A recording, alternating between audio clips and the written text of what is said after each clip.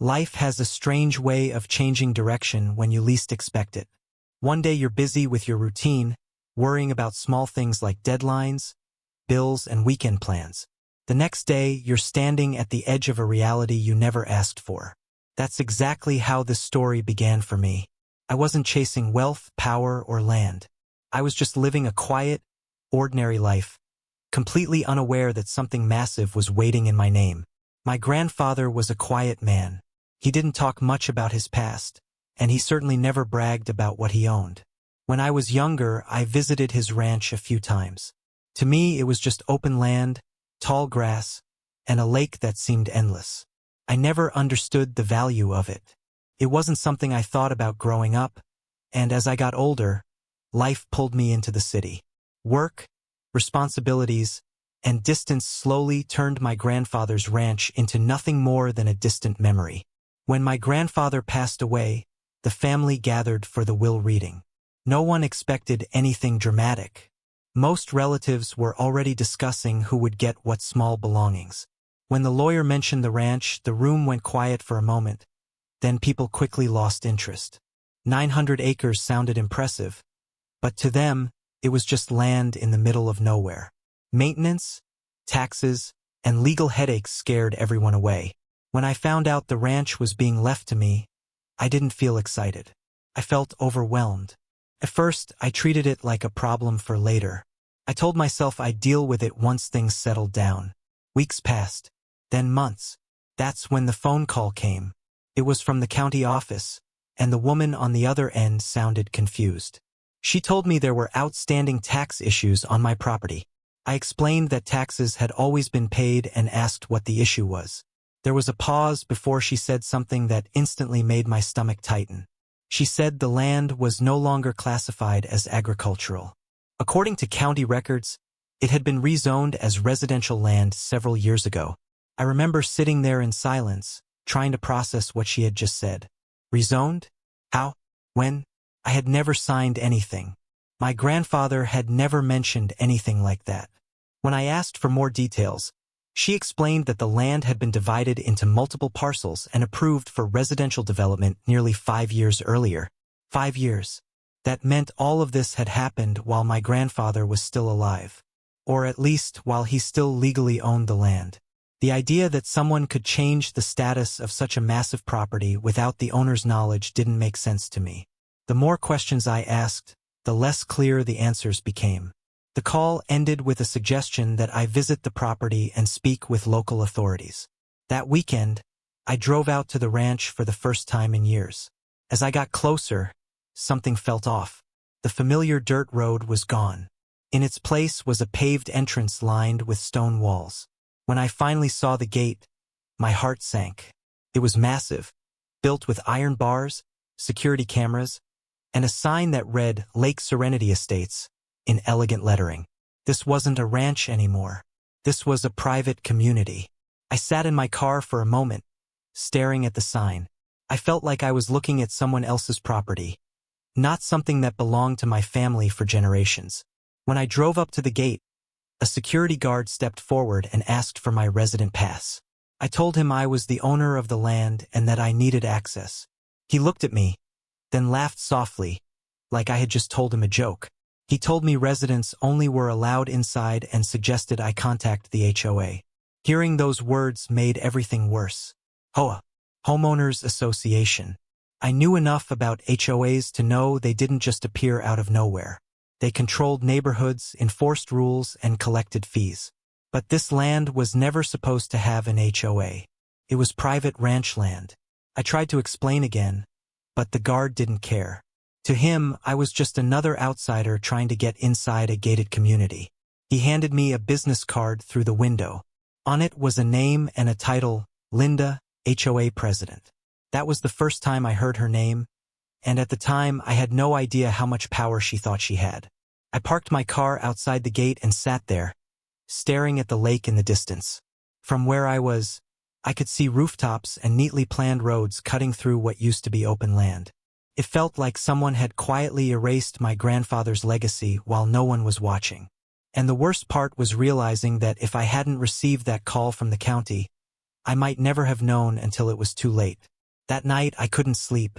My mind kept replaying the same questions over and over. How did this happen? Who approved it? And why did everyone act like this was normal? One thing became clear. This wasn't a simple mistake. This was something intentional.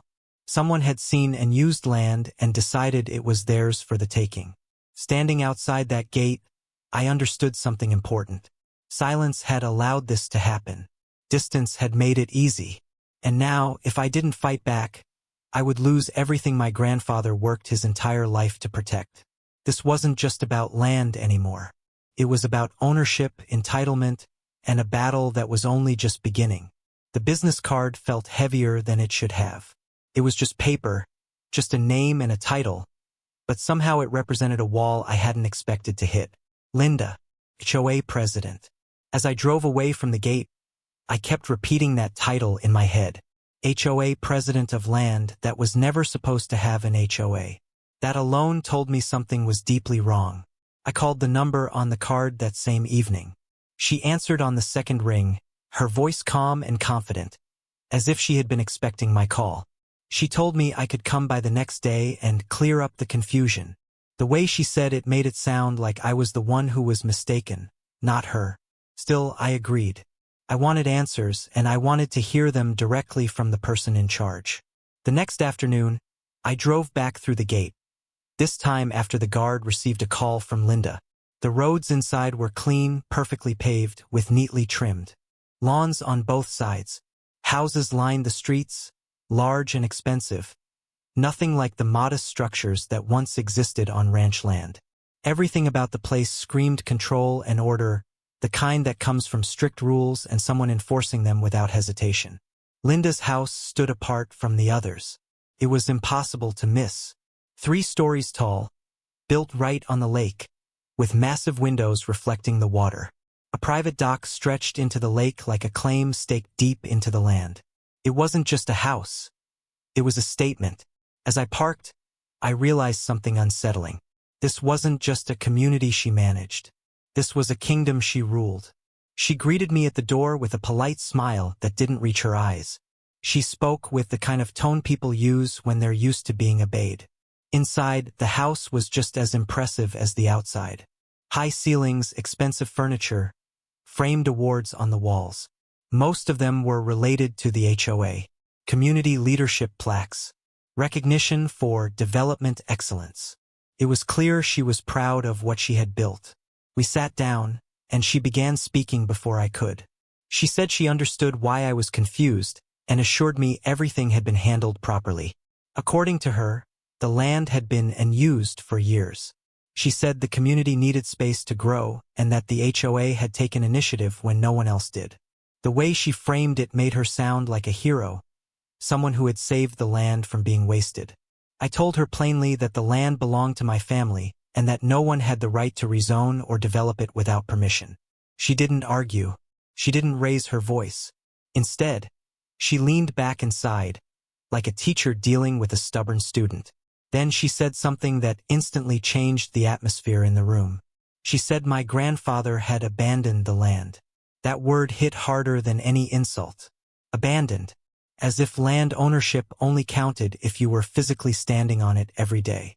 As if distance erased legal rights. She explained that because no one was actively using the property, the community had stepped in. Petitions were filed. Rezoning requests were approved. Permits were granted. Everything, according to her, was legal. Then she smiled again and told me that fighting it would be a waste of time. She said the courts favor development. She said I would lose more money trying to challenge the HOA than the land was worth. And finally, she made me an offer. She said I could sell the remaining undeveloped acreage to the HOA at a reduced rate and walk away quietly. No lawsuits, no stress, just a clean exit. It wasn't an offer. It was a threat disguised as kindness. When I told her no, the temperature in the room changed.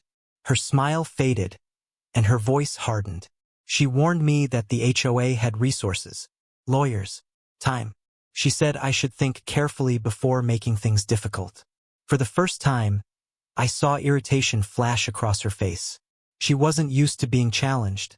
especially not by someone she considered an outsider. Within days of that meeting, the pressure began. Letters started arriving at my address. Official-looking notices from the HOA claiming I was violating community rules. I was fined for trespassing on my own land. I received cease and desist letters warning me to stay off HOA-controlled property.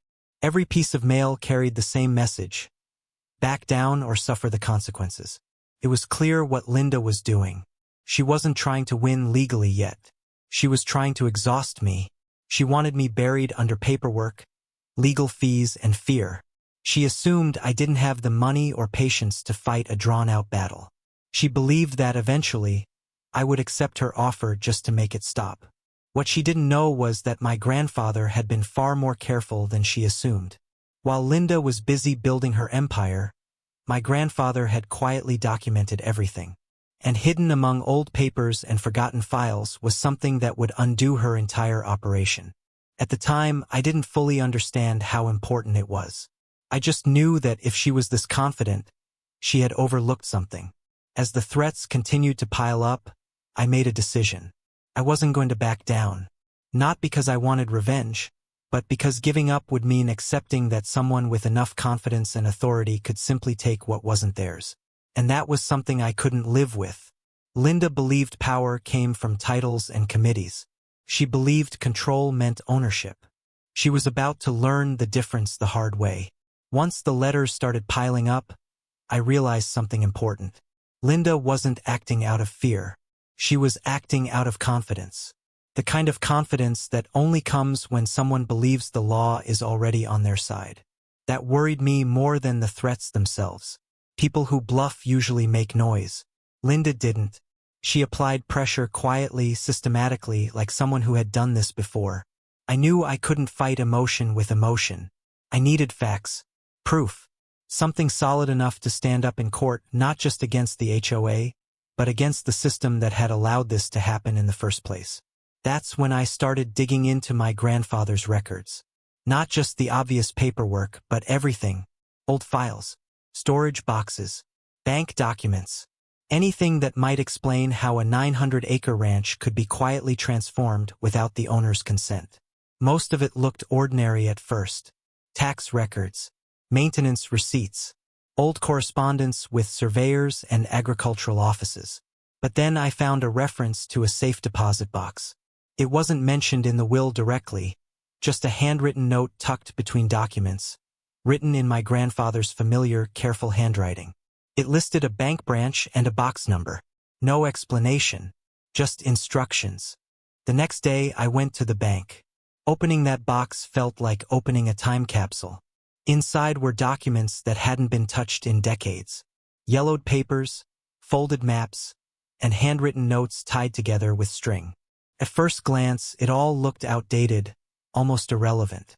But as I started reading, I felt a shift. This wasn't clutter. This was preparation. Among the documents was a professionally drawn land survey, dated long before the county had expanded. It clearly outlined the full 900 acres, including the lake, access roads, and natural boundaries. Attached to it were water rights documents and historical filings that established uninterrupted ownership going back generations. And then I found it, the document that changed everything. It was a restrictive covenant. It wasn't flashy. It wasn't dramatic. But legally, it was powerful. The covenant stated that the land could not be subdivided, rezoned, or developed without unanimous written consent from the landowner's heirs. Not just the current owner, the heirs. It had been filed decades ago, properly recorded, and never revoked. That single clause invalidated everything Linda claimed to have done legally. I remember sitting there in silence, rereading it again and again. This wasn't a loophole. This wasn't a technicality. This was a clear, deliberate safeguard. My grandfather had seen something coming long before it happened. Maybe he didn't know exactly how the threat would appear, but he knew land like his would eventually attract attention, and he made sure there would be a line no one could cross. I contacted a property attorney the same day. When I showed him the covenant, his expression changed immediately. He leaned back in his chair, read it again, then smiled. He told me this wasn't just helpful. It was devastating for the HOA. Every permit issued under the rezoning was now questionable. Every subdivision approval rested on a foundation that legally didn't exist.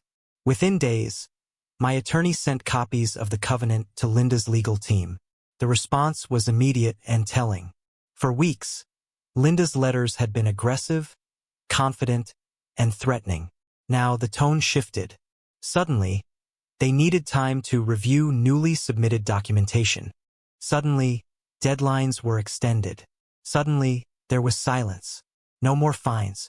No more cease and desist letters. It was the first crack in her armor.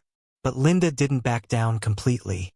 Instead, she filed a lawsuit seeking declaratory judgment, asking the court to confirm the HOA's claim over the land. That move told me everything. She knew there was a problem, but she believed she could overpower it in court. She believed judges cared more about what already existed than what should have existed. Court proceedings began months later. The first day was surreal. Linda arrived with a team of attorneys, expert witnesses, and binders stacked high with documents. She looked calm, even confident.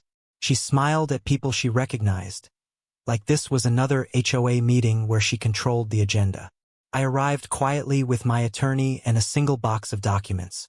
The judge listened patiently as Linda's side presented their case. They talked about community development, economic benefit, and unused land. They framed the HOA as responsible stewards who had improved the area. They emphasized how long the community had existed and how many families depended on it. Then it was our turn. My attorney didn't raise his voice. He didn't argue emotionally. He simply laid out the timeline. Ownership history, lack of consent, the covenant. He explained that no matter how nice the houses were or how much money had been spent, none of it mattered if the foundation was illegal. Then the judge asked Linda a simple question. Did you ever receive a deed transfer for this land? She said no. Did you receive written consent from the owner or heirs to rezone or subdivide? She hesitated, then said no. The judge nodded and asked the question that changed everything. Then why did you proceed? Linda answered honestly. Too honestly. She said the land wasn't being used. The courtroom went quiet. That statement erased every legal argument she had. It wasn't ignorance. It wasn't confusion. It was entitlement. She believed usefulness determined ownership. And the law does not work that way. Over the next sessions, surveyors testified. Maps were displayed. Satellite images overlaid property lines with buildings. And that's when the most shocking detail emerged. Linda's mansion wasn't partially on the land. It wasn't near the boundary. It sat directly in the center of my property. There was no mistake, no miscalculation. It was deliberate. Her attorneys tried to argue adverse possession. The judge shut it down quickly. Adverse possession requires open, notorious, and hostile use without permission, but not when development was knowingly done without title, especially after legal objections. By the end of the hearings, Linda no longer looked confident. She looked tired. For the first time, she realized this wasn't an HOA dispute she could dominate with rules and fines. This was a property rights case, and she was standing on the wrong side of it. She had built an empire on land that was never hers, and the law was about to remind her of that. By the time the final phase of the trial began, the energy in the courtroom had completely changed. In the early days, Linda had walked in like someone who already believed she'd won. Now she entered quietly, avoiding eye contact, sitting closer to her attorneys than before. The confidence that once surrounded her like armor had begun to crack, and everyone in the room could feel it. The judge made it clear that this phase of the trial would focus on one question only: consequences. The court had already established that the rezoning was invalid and that the HOA had no legal authority to develop the land. Now the issue was what would happen next. That's where things became truly uncomfortable for Linda and the HOA board. Linda's attorneys argued for leniency. They claimed that hundreds of families lived in the community and that undoing the development would cause chaos. They framed the HOA as a group that acted in good faith, believing they were following the law. They asked the court to recognize the development as a practical reality and adjust ownership accordingly.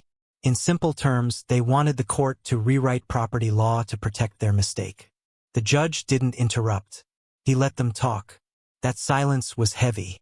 Anyone who's ever been in a courtroom knows that silence from a judge is rarely a good sign. When my attorney stood up, he didn't attack the families living there.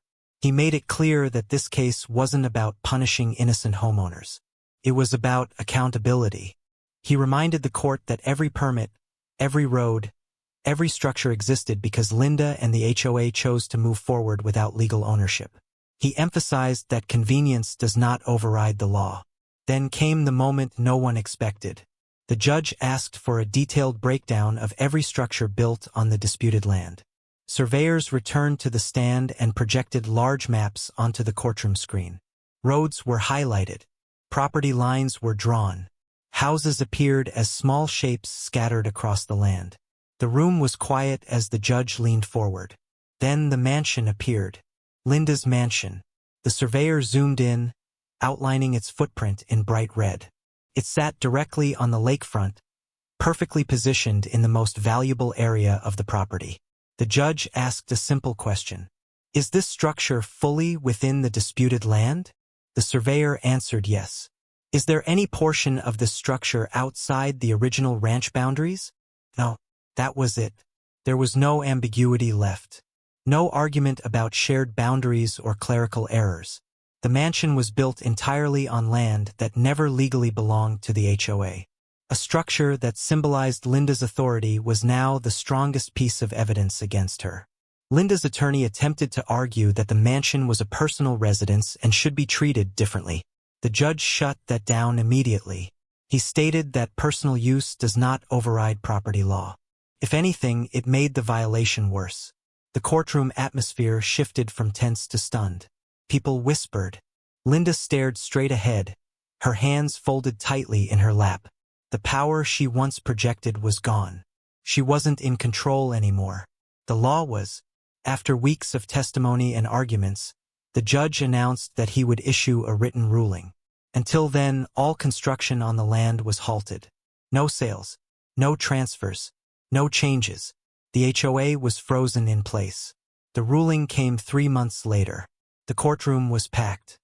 HOA members sat nervously, many realizing for the first time how serious the situation was.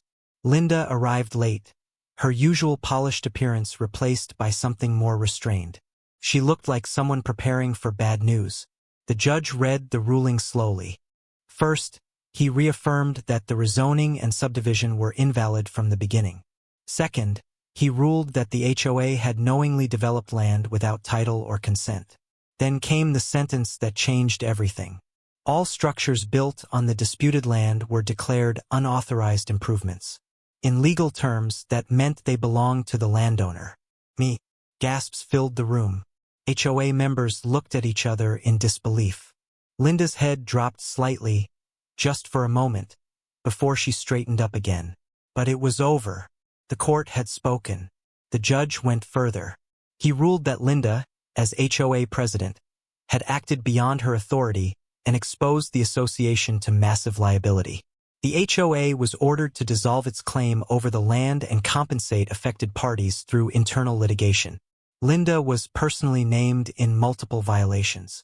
She didn't just lose the case. She lost control. Within weeks, the fallout began. HOA funds were frozen. Insurance companies refused coverage. Homeowners filed lawsuits against the board for misrepresentation. Linda resigned under pressure, releasing a short statement blaming miscommunication and legal complexity. No apology. No accountability. Her mansion stood empty. Once a symbol of power, it became a reminder of overreach. People drove past it slowly, whispering, pointing. The woman who once fined people for mailbox colors had lost her own home to the very rules she ignored. But the story wasn't finished yet, because ownership comes with choices. And what I chose to do next surprised everyone, including me. The days after the ruling felt unreal. Winning a case like that doesn't come with celebration, confetti, or relief the way people imagine. Comes with silence. Heavy, uncomfortable silence. The kind where you realize the decision you fought for has just altered dozens of lives. including your own. Linda's world didn't collapse in one dramatic moment. It unraveled slowly, piece by piece, exactly the way she had tried to do to me. The first thing that happened was financial. The HOA's bank accounts were frozen pending further review. Monthly dues stopped being collected. Vendors stopped getting paid. Landscaping crews didn't show up. Security contracts were suspended. Almost overnight, the polished image of Lake Serenity Estates began to crack. Grass grew longer. Streetlights malfunctioned. Small signs of neglect appeared, and residents began to panic. Homeowners started asking questions. Real questions. Questions Linda had avoided answering for years. Who actually owned the land? Why weren't permits valid? Why was the HOA suddenly unable to function? And most importantly, why hadn't they been told the truth? The lawsuits followed quickly. Families who had invested their life savings into homes filed claims against the HOA and its board. They weren't suing me. They were suing Linda. They argued that they had been misled, that disclosures were incomplete or false, and that the HOA president had presented ownership as a fact when it wasn't. Each lawsuit chipped away at what little credibility she had left. Linda tried to defend herself at first.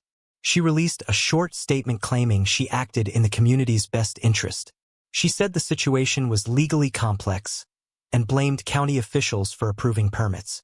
But the problem with paper trails is that they don't care about excuses. Emails surfaced, meeting notes, approval requests with missing signatures.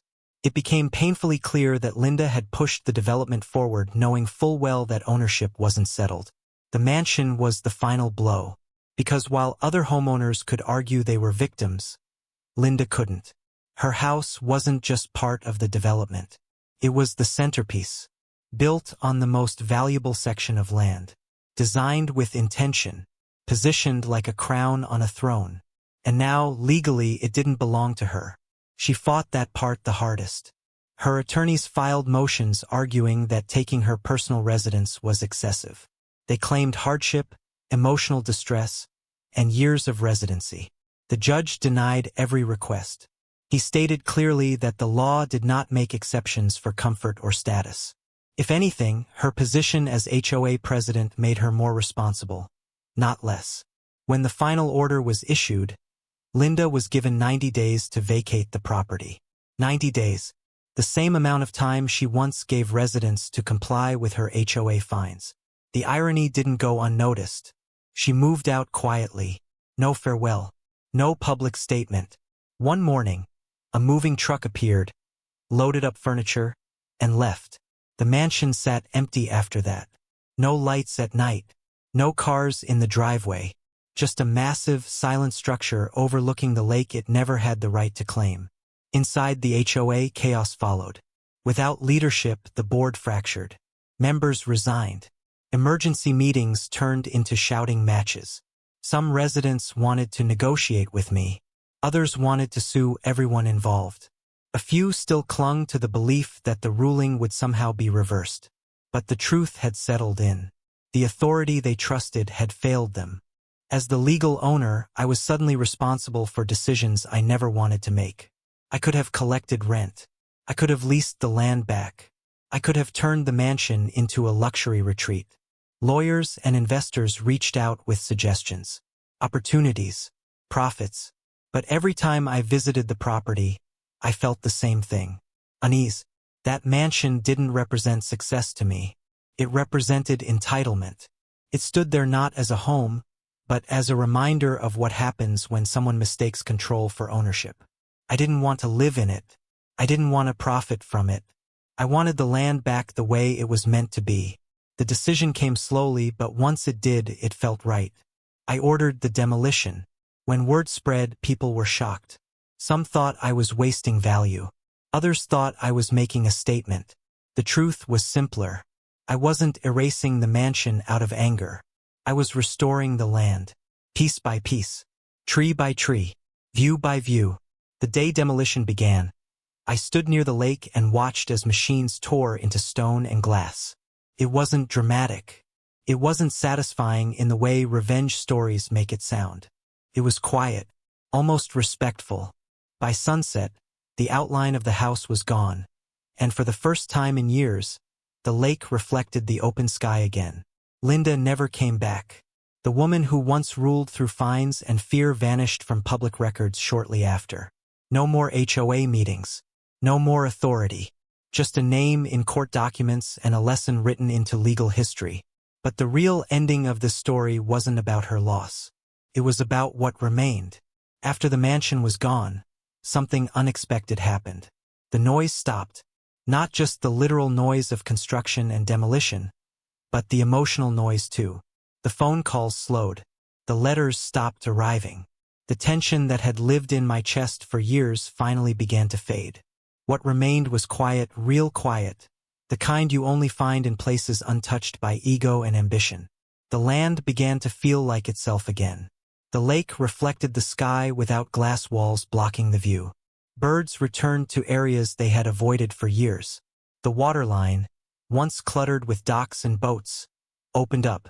Standing there, I understood something my grandfather had always known but never explained. Land doesn't belong to us the way we think it does.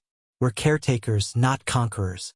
Some of the residents eventually reached out to me. Not with demands, not with threats, just questions. They wanted to understand what happened, how it happened, and what would happen next. I spoke to them honestly. I didn't blame them. Most of them had bought homes in good faith, trusting the person in charge. They weren't villains in this story. They were consequences. Together with attorneys and mediators, we worked out solutions where possible. Some areas were legally separable. Some weren't. Took time. Years even. But the difference now was that everything was transparent. No shortcuts. No assumptions. No one pretending authority could replace ownership. As for me, life slowly returned to something resembling normal. I didn't become a public figure. I didn't write a book. I didn't give interviews. I went back to my routine, just with a deeper understanding of how fragile systems can be when people stop asking questions. Every now and then, I drive out to the ranch alone. I walk along the lake's edge and think about how close everything came to being lost. Not because of a dramatic takeover, but because of silence. Because no one was watching. Because one person decided that if something wasn't being actively defended, it must be free to take. That's the part that stays with me. Linda didn't see herself as a villain. People like her rarely do. In her mind, she was efficient, practical, a leader. She believed that improvement justified action, even without permission. She believed that confidence could substitute for consent. And for a while, the world let her believe that. Until it didn't. Power has a strange effect on people. It makes rules feel optional. Turns boundaries into inconveniences. And when no one pushes back, it grows bold. Linda's biggest mistake wasn't building the mansion. It was believing no one would ever question it. This story isn't about winning in court. It's about what happens when systems are tested by someone who refuses to accept. That's just how it is. It's about understanding that legality isn't defined by how long something has existed or how many people benefit from it. It's defined by truth, consent, and responsibility. I didn't fight because I wanted to take something from someone else. I fought because something was taken from my family without asking. There's a difference. Today, the ranch remains largely untouched. No gated entrance. No iron fences. No signs claiming exclusivity. Just open land, water, and time moving at its own pace. Sometimes progress means building. Other times, it means knowing when not to. If there's one lesson this entire experience taught me, it's this: never confuse confidence with correctness. Never assume authority equals ownership. And never believe silence means surrender. Because eventually the quiet ones speak. And when they do, the truth has a way of standing taller than any mansion ever could.